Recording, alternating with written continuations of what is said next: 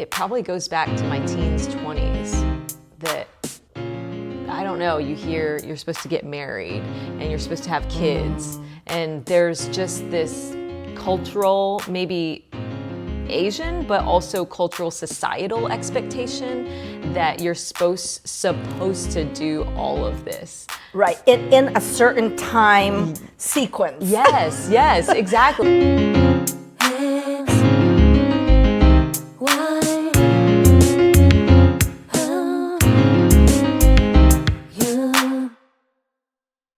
Hi everyone. This is a podcast with two Asian American women Sharing and learning about everyday life experiences cross-generationally. Hi everybody. Welcome back to our very last episode of 20 Questions from a Gen Z. We are on the fourth part of this, so thank you for staying with us. We appreciate it. We have just a few more questions to wrap up.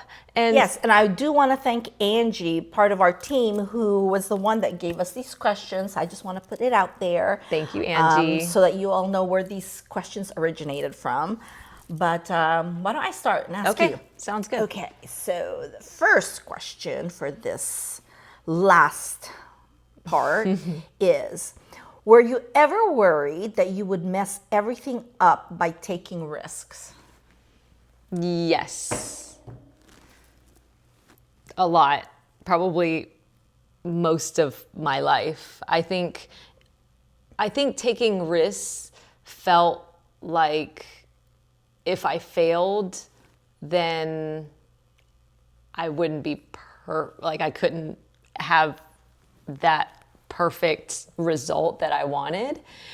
And so I went through most of my life, especially in my 20s, not taking risks, but thinking about things to do. Like I'm a creative kind of like you, even though you might not be able to tell. I have a lot of ideas, and being able to implement and to actually do them was hard for me because I had that doubt that if I mess this up, then what will happen if I mess everything up?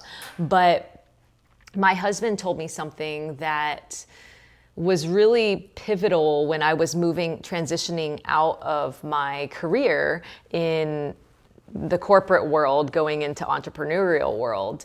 And it was hard for me to shift and leave because of that sense of security that I felt.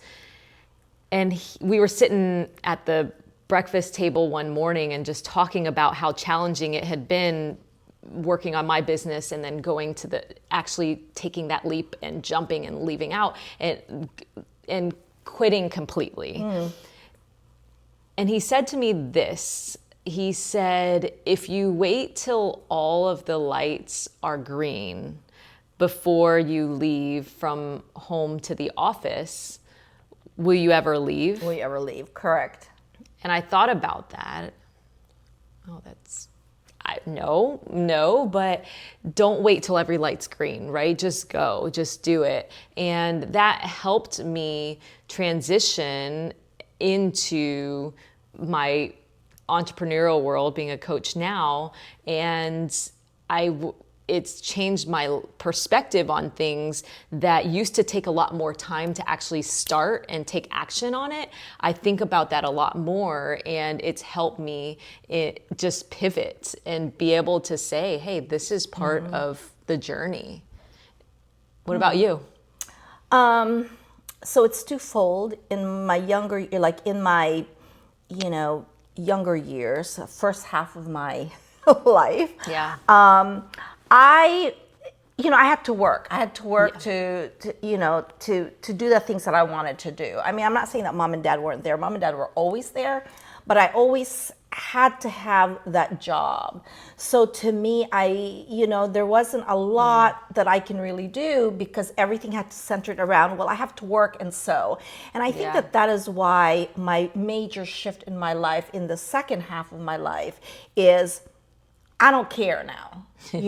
I just don't care. I'm always go, go, go, go, go. Now I do believe in insurances. all the time 100,000%. So I always make sure that I have a safety net. So when when there's something coming up ahead, I'm like, okay, I understand that there's that risk, but if I fail in that, then I have this. I always make sure I have options, always, in all my plans, always. But I will always do, if there's something I want to do, I do not hesitate. But I always make sure that I have that, if that fails, that I still have this to fall through. That's important. So safety net's very important. I have to. I believe in insurances. Yeah, I no, believe that's in great. insurances. Makes sense. Yeah. Okay, moving on. How did you know the moment you found your dream career? Did you always know you wanted to do it? Is it your dream? Gosh, first of all, I am a state licensed Florida realtor. Is it my dream career? You have the what's reality. Yeah. And in reality, I really, really love this job. Love it enough that people always go, "Oh, are you going to retire?" Because you all know I'm within not quite, but close to retirement age. But I really, really love what I do. So I would need to say that, because if I had a dream career, I'd be like, a major star, so I can see all of my favorite actors or something like that, which is not realistic, right? BTS. But, fan and follow them everywhere. No, right now it's, Ely, you gotta hook me up with your Chinese people, because I need to meet my Chinese actors. But anyway, I think that my current career now is sort of like just all of my past jobs. My degree as an architecture interior designer, all of my jobs within the medical, within the educational backgrounds, the teaching, the mentor, what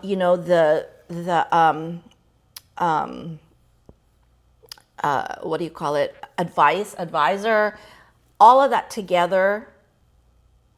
And then I had to one day go, okay, Ellen doesn't want to be, because my last stint was in education. And I was like, I don't want to do that anymore. So what am I going to do next? And, I love homes. I love showing homes. I love meeting people. The contracts and all of that stuff is part of everything that I did when I was within the medical field and the business field. Like everything kind of just morphed. Yeah. That's great. When it was time, because there came a time when I left my last stint that, my husband's like, well, what exactly are you going to do? That's great. And I was like, give me a moment. Give me a moment. A few days and at least, or a month, a few months. So yeah, that's when I realized that I was like, a friend of mine said, Ellen, you would be good at this. And I'm like, sales? Wow. No way. Interesting. But it was a coworker, Jared, I got to give you props, who pushed, and said, Ellen, no, you would make a good realtor. Wow. The way that you, the way that you want to meet people at a time, the way that you speak, he's like, you would make a good realtor, because at that time he was taking his realtor license. Okay. And he goes, you would be perfect at this. I was like, no. Wow. Because I was very used to, you get a paycheck every 2 weeks, like that's just part of us being Asian, always having that stability. That stability. And, That is interesting. So it's interesting too that one person can make a big difference, right? Sometimes we think that, if I say something, it might not make a difference, but you never know. I just wanted to point that out because you're now doing So how did you know the moment you found your dream career, and did you always know you wanted to do it? Good question.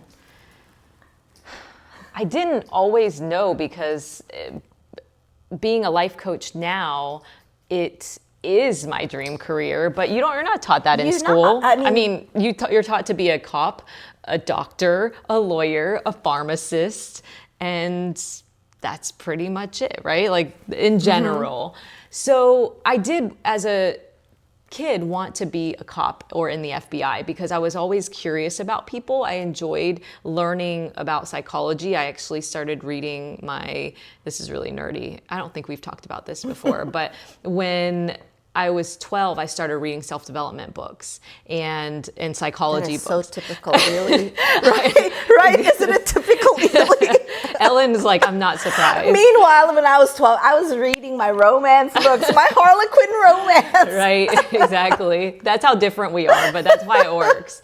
But yeah, so I was fascinated about psychology, and just at that time I was an introvert, so I didn't know how to speak to people. And I feel like I still am in a sense. But fast forward to knowing that it was my dream career, there were moments even when I was wanted to be an FBI or a cop, the essence of those things was helping people, was serving people and being curious about people. So that's carried forward, and utilizing my nerdiness with reading books around psychology, it all, like you said, every single moment of my life doing different things all interconnected into life coaching. The psychology, and I was in loss prevention and we interviewed people, and that to speaking to people in life coaching and being able to make a difference. I think when I was in it was when I realized how fulfilling it was to be able to see someone maybe really successful on the outside but struggling on the inside, and seeing them grow and slow down and just get to know themselves more and get to where they wanted to be, whether it's more happiness, more balance, more fulfillment. But you know, when you talk about that, you say like helping people, but I think the strength is you try to understand their psyche. Do you know what I'm saying? Like you're helping them. Yes. But but I mean, there's helping people, but there's helping people in a certain factor, like how are you helping people? But I think with you, it's like you try to understand like what is it that's going on in them internally. Yes. And then because you see that, then you get to help them. Yes. No, you're process. Yeah, you're so right. Yeah. And thank you for bringing that up. I think that, just meeting everybody where they're at and seeing, okay, where is this client or where is this client, and being able to bridge that gap, because not everybody's at the same place, of course. And I respect where everybody's at in their space, and to be able to ask the right questions to get them to the right answers too has been just really powerful. And I think questions can move people in the right direction, and having, of course, the right tools, the right strategies saves decades of time. Which, again, the purpose of this podcast and even me watching my Asian dramas is sometimes it's a matter of being able to just talk to someone, because we don't see the answer sometimes. You're so like right. We can sit there the whole time and we cannot see the answers. And through a show or a chat with a friend or something that triggers that aha moment. You're right. A third party perspective. And that's what clients have mentioned too, is like having that third party to say, because being in it, it's so hard, whether it's something in a life transition or whatever's going on in our lives, it's so hard to look at it from the outside. But because you're so caught up in all the intricacies of the poop. Exactly. Exactly. That's a great way to describe it. Oh my goodness. Very professional. We'll go with that. I love it. Ellen's say it like it is. I love it. But you're right. There's so much stuff going on that it almost, it messes up your mind in a sense, right? Because it's kind of clogged up. So looking at it from the outside and having an outside person ask the right questions to be like, oh, I never thought of that. Yeah. Okay. Our next question is, how do you deal with the pressure of marriage or starting a family when you are still discovering who you are? And one of the things that she said is we can talk from Asian expectations of being married before kids, being married by a specific time, et cetera, et cetera. How do you deal with the pressure of marriage or starting a family when you are still discovering who you are? Good question. I think it probably goes back to my teens, 20s, that I don't know, you hear you're supposed to get married and you're supposed to have kids. And there's just this cultural, maybe Asian, but also cultural societal expectation that you're supposed to do all of this. Right. In a certain time sequence. Yes, exactly. Like it's not happening that now, currently. Yeah, no, it's but not. Definitely definitely Gen X. Yeah. You know, and even in Gen X, there is, if you're not married by this age, then there is something wrong. Your parents are like, push, you know? Yeah, no, and that's a good point, because I struggled with that piece, because it's like, oh, I'm supposed to get married, but I'm not in a relationship, or I'm having a challenge in a relationship. And then that desire, or the expectation to have kids too. And that's an interesting perspective, because you're right, in Gen X, I think you followed the rules more than me, basically. Actually, no, because I was very late. You know, I got married at 34. Okay, but you still did. But I still did, yeah. But it was without its struggles with the parents, boy. But yeah. That's another episode, Ely. All right, we'll have to put that down, write that down. But for me, I think the expectation, and there is, right? We all think that, okay, growing up, you feel like, oh, if I don't have kids, or if I don't get married, then something is wrong. Something is wrong. I remember my great aunt, actually, she was in her maybe 60s or 70s at the time. I'm like, why isn't she married? Why doesn't, or she had her husband, but he passed away. Why doesn't she have kids? That's really weird. And I have a stepdaughter, but I don't have my own kids.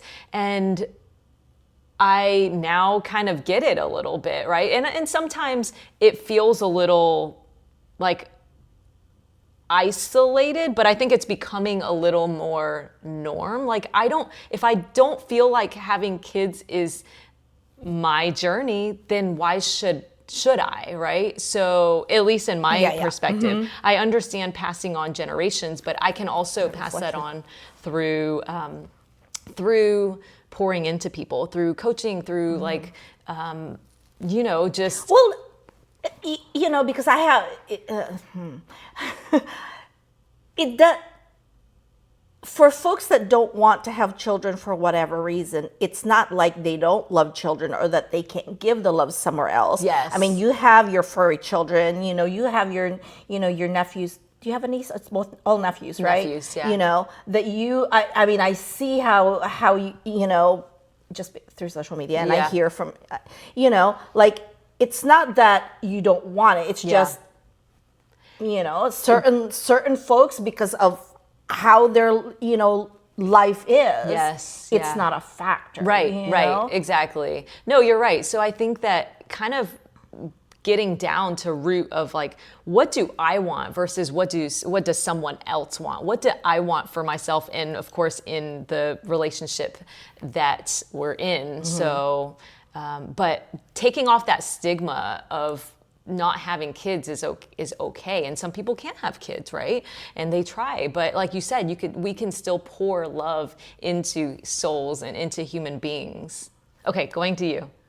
Going to me. So, you want me to reread that question? Yes. How do you deal with the pressure of marriage or starting a family when you're still discovering who you are? So first of all, y'all have been watching me for a year now, and all of y'all that follow me in my different social media platforms, I'm still discovering myself. Yeah. Yeah. I mean, even if, and for each phase of your life, there is a new you. The Ellen that was in my 20s is not the same Ellen now that is right. I'm consistently, even my size, I'm consistently discovering myself, for goodness sake, right? But just like we were saying though, because I'm a Gen X, because culturally and especially in the Asian culture, there are the expectations of you go to school. Once you go to school, you get the job, then you get married, then you have kids, and you like, there is that time sequence. Right. So, was I pressured? Very much so. Yeah. Very, very, very much so. During the time, but it got to the point also, I was also very, you all see my personality. I'm choosy. I'm just hard, I had like a checklist of certain factors. Oh, wow. I had a checklist. Wow. I had a checklist. What age? I had a checklist. I want to say mid-20s, starting in 24. Oh. Starting at 24, I said, unless I meet somebody like this, because I'm not saying that I didn't have any boyfriends. Yeah. I had boyfriends, and I had straight boyfriends through maybe the age of 26. Okay. And then that's when you have the boyfriends and you break up or whatever. Like, just life happens, and being a young adult, discovering life, right? But my thing is, if I'm going to marry somebody that I'm going to spend the rest of my life, because remember now, I'm Filipino. There's no divorce in the Filipino culture. So once you marry, that is it. I mean, I even had to ask about that in the Philippines. Like, well, what if you don't like it goes, well, no, you don't divorce. I mean, you can, like, something with civil and the church, but you could never remarry in the church. Like, it was like a headache. I was like, oh, I don't want that. I don't want to be there because, but again, my culture is when you marry, it's for a lifetime. And then the main reason that now I'm like, okay, don't get me wrong, I'm very happily married. But what I'm saying is, I just feel, I'm not going to go there. My parents have been married before my father passed away, 55 years. Okay. So I come from a family where there really is not a whole lot of divorce. Yeah. So to Same me, here. it's like, that's not a conversation to have. So was I pressured? Very much so. But because of the pressure, I married really late. Yeah. Interesting. I married really late because, again, I had my checklist, because I'm like, if I can't divorce this dude that I'm going to marry, he better fit all my expectations, and I'm a hard person, So one never, you're always discovering yourself. Yes. It's just going through, again, it is what it is. But you will know when it's the right person. You will know. A lot of people ask, I know people ask you, a lot of people ask, like a lot of the 20-somethings and stuff, they're always asking, how do you know if it's the right person? The thing is, even if you do not want to find that person, if it's the right one, they're going to come. And the road is going to be so easy, like fate and whatever else, it's being thrown at you. It just happens. It's so true. And when you talk about writing a list, I was curious, when did you write it? Because I didn't start mine till later on, but I wish you would have told me about it. Because I love it, because honestly, I feel like it can help us attract the right person that we want when we fine tune and actually write it down. That's a little tip for y'all to write down your qualities. Right. And it's so crazy, because some people go, did she seriously say she's gonna write a list? Like, when does it matter? But as you get older, like I say it all the time, because one of the things in my list is that my partner needs to be smarter than I am. I love that. That's on my list. That's needs great. to be smart, because all the time in smarter than I am in the things that I am not smart about, obviously. So y'all know what I'm going to say. Technology is my number one. And so, like, my computer crashed and I'm pulling my hair out. And one question, I'm like, what do I do about this? And for you to get that immediate answer. Yeah. Where and I always tell him, like, that's the reason I married you. We've been here in a while now, so we can be like this with each other. I'm like, that's the reason I married you, and he's like, is that it? I'm like, yep. That's so funny. That's it. That was on my list. That's great. Oh my gosh, I'd like to see your list, and we should compare lists one day.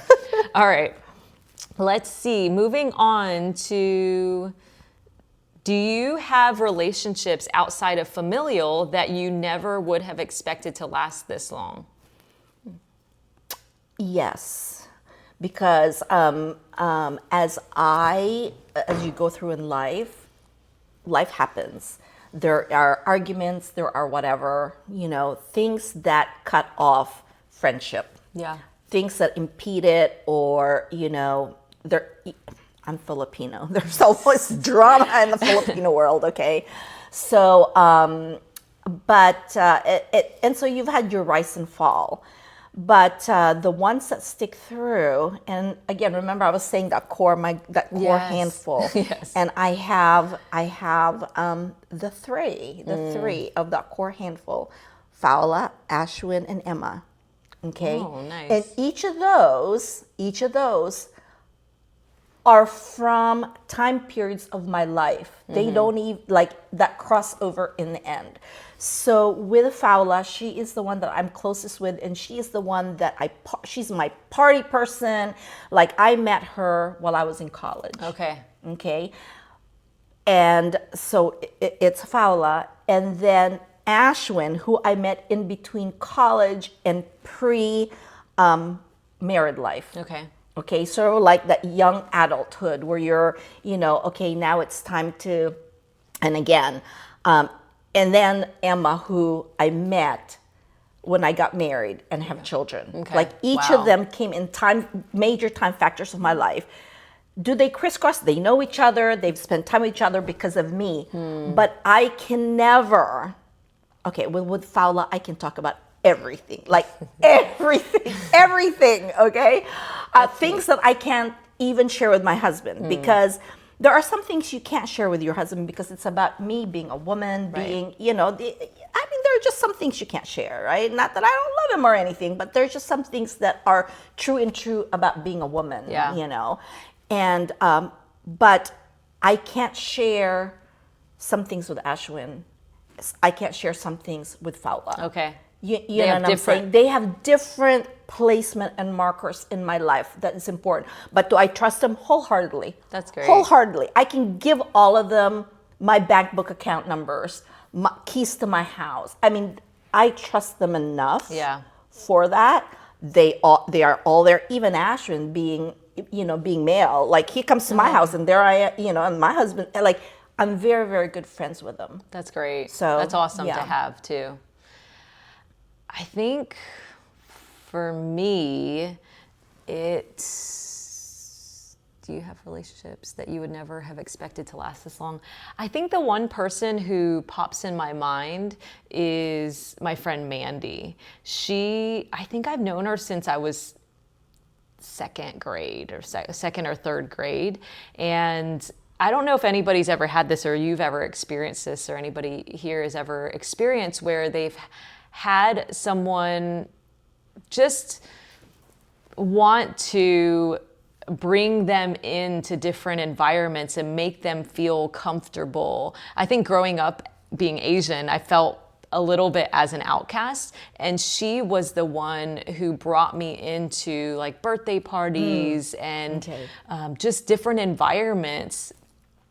She was your safe place. Yeah, she was my safe place, and we've somehow maintained this relationship, this friendship. She was kind of like my best friend growing up, and kind of still carries through to this day, where I can call her if she needs it, if I need anything, or if she wants to talk about anything. We've been through different life transitions, and so she's that person who's always there, and who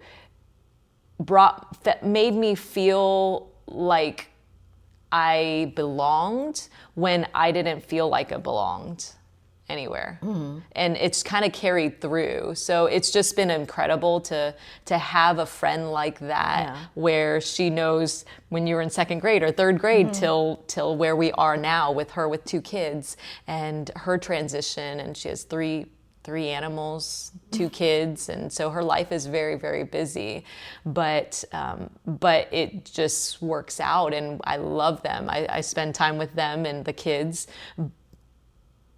but always knowing that she was there for me. I like to be there for her.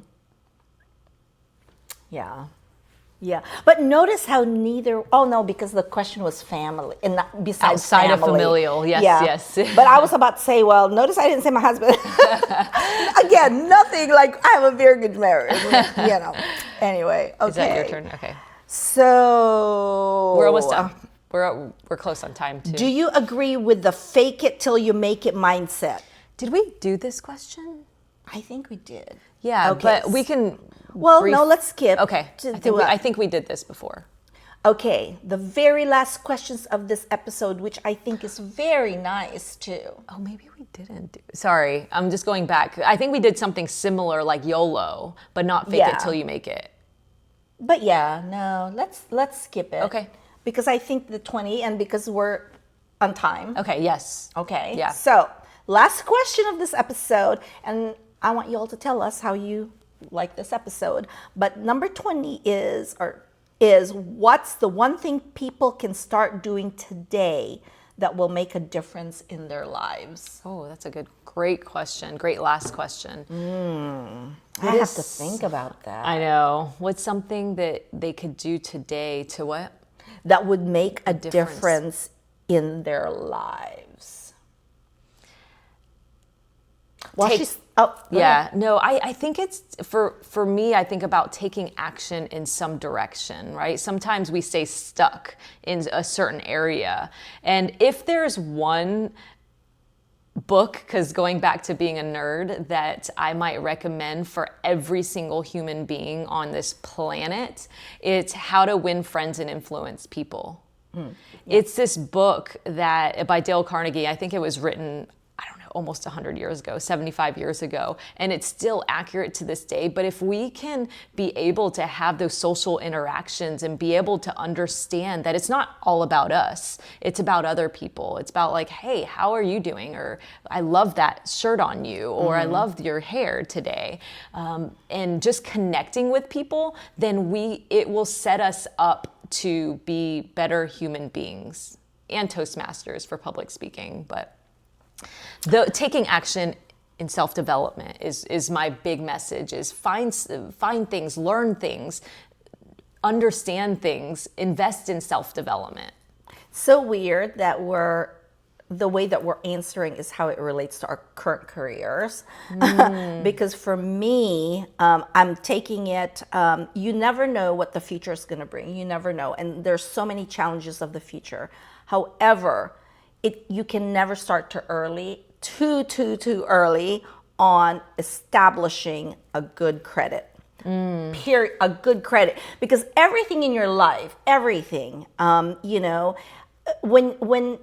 when you marry or have a partner or whatever, if you decide to merge accounts, different credits is going to be an issue, right? Yeah. So having a strong enough to kind of balance it out. Or if you're purchasing a home, that's another, frame. Or maybe you lose a job or you gain a job. Like there's so many challenges that go with that, just so many challenges that become a factor if you have bad credit. That's true. Period. That's a good point. So pay your bills and the little, it's all about the little things. It's all the little things. I'm not saying for you to, buy a house or invest. Like, no. Little at a time, that when you do, if you do get to that, magic age where you can get a credit card, how do you be smart about it? Yeah. Don't ruin your credit. That's my number one real advice is, you can have a credit card, but just always be smart about it. Because once you ruin that credit, it takes years and years and years to bounce back. Yes. And I understand that there are a lot of folks out there that maybe, because of education, they have student loans, so how can you go about doing all of this? Have a plan, like take care of your credit, establish your credit, because it will affect your future. That's true. That's great advice. Thank you. Well, thank you. We hope you enjoyed it as much as we did answering them. And we hope it's helpful down your journey wherever you decide to go and the great things that you decide to do. Yep. Thank you again. Share in the comments how you liked it, whether you have any advice for anybody here too, or Gen Zs. We would love to hear, and we will see. Yeah, and if you have, I mean, we just love this exercise. We love these episodes. So maybe it doesn't matter if you're XYZ or anything else. If you have something that you want us to do, something fun like this, where you get to learn something about us, but at the same time we can help you all out based on our experiences and and whatnot, let us know and we will do it. Perfect. Thank you. We'll see you next time, everybody. See you next time. Take care. Bye. Bye.